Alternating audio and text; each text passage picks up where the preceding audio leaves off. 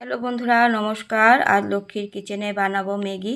ম্যাগির জন্য নিয়েছি টমেটো, ডিম, পেঁয়াজ, কাঁচা লঙ্কা, মিট মশলা। তো পেঁয়াজ আমি কেটে নেব, কেটে ভালো করে গোটা গোটায় ধুয়ে নেব। তোমরা আমার পাশে থাকো বন্ধুরা, দেখতে থাকো। আমি আমার মতন করেই বানাবো, একদম সিম্পল সাধারণভাবেই করব। তো টমেটো আমি কেটে নিয়েছি, তো সব একসাথে আমি ধুয়ে নেব। তো ধুয়ে নিয়েছি, এখন আমি প্লেটে তুলে নেব।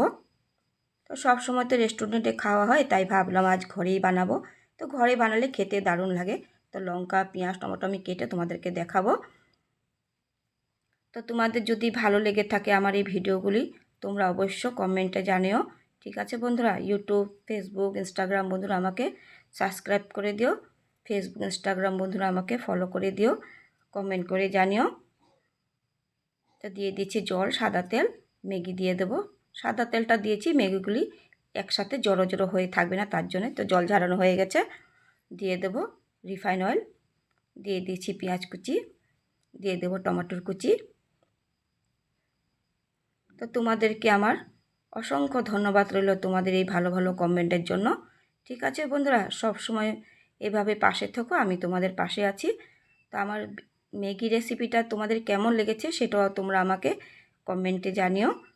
তোমরাও একবার এইভাবে বানিয়ে খেয়ে দেবো কেমন হয়। দিয়ে দিয়েছি মিট মশলা।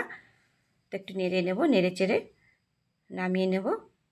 তো বেশি টাইমও লাগে না বানাতে। দেখুন হয়েই গেছে। কেমন হয়েছে বন্ধুরা?